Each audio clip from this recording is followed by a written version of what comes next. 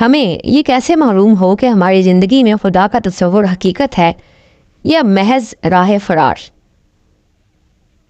جواب میں پروفیسر احمد رفیق اختر فرماتے ہیں کہ دراصل آپ ایک ایسی اسٹیٹمنٹ دے رہے ہو جس کے پیچھے کم از کم 5 نقطہ ہائے نظر ہیں، اور بعض اوقات انکار کی اور ماننے کی بنیادی اساس ایک ہی ہوتی ہے، اور وہ ہے جہالت۔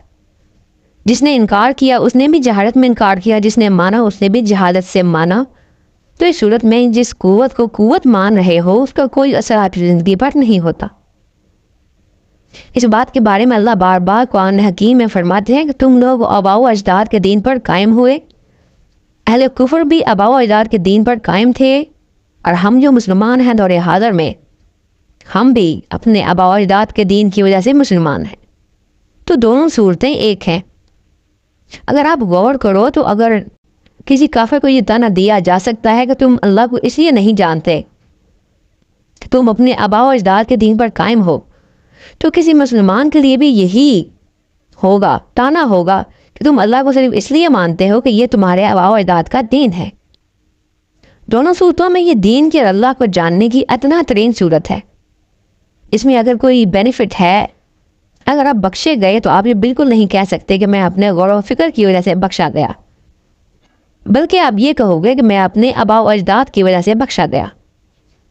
اگر غور کیجئے تو ہمارے دل کو یقین اس وقت آتا ہے ہم اس وقت خدا کو مانتے ہیں جب ہمارے شکوک و شبہات، ہمارے اللہ پر اعتراضات ختم ہو جاتے ہیں۔ ہم اس وقت اللہ کو حقیقی مانتے ہیں۔ اگر اعتراض مضبوط ہے تو خدا کا وجود تحریر ہو جاتا۔ ہم اسے مانتے تو رہتے ہیں خوف خلق کی وجہ سے، مگر دراصل ہم اسے مانتے نہیں ہیں۔ ایک تجاہل عارفانہ ہے۔ ساری کتابیں اللہ کے نام سے بری ہیں، سارے میگزین اللہ کے نام سے بڑے ہیں۔ جس جگہ جاؤ اللہ کی باتیں ہیں۔ پھر اس سوسائٹی کو اس طرح سے نہیں ہونا چاہیے جس طرح کے وہ ہے، اس طرح کا تو نہیں ہونا چاہیے کہ قدم قدم پر ہر جگہ ہر معمول کی بات میں جھوٹ فریب، اس لیے کہ ہم اکاؤنٹیبل نہیں ہیں اللہ کے بارے میں۔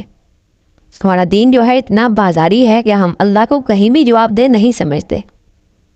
جب تک آپ باطنی طور پر بغیر کسی خارجی تنبیہ کے اللہ کو اپنی جواب دہی کا مرکز نہیں مان لیتے، آپ کا اللہ بھی حقیقی نہیں ہوتا۔